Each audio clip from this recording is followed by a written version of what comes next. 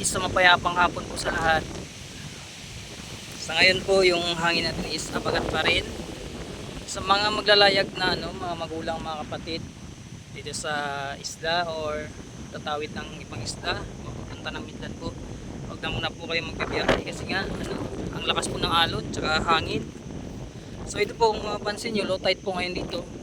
Medyo ang hina po dito sa loob. Sa loob lang din po to. Pero paglapas po ng paglapas nyo po ng bahura, yun po yung puti na yan. Alon na po yan.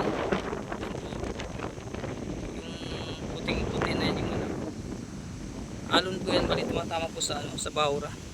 Sa kapatuhan po. Ito yung dami nangihinas po.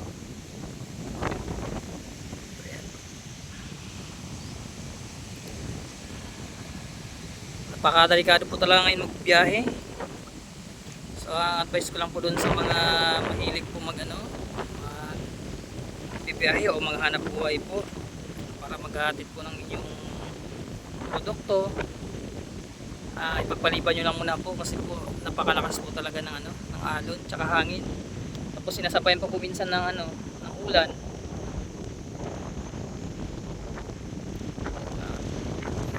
Ipagpaliban na muna po natin mga ilang araw ganyan, siguro naman nakalma na rin po siguro to.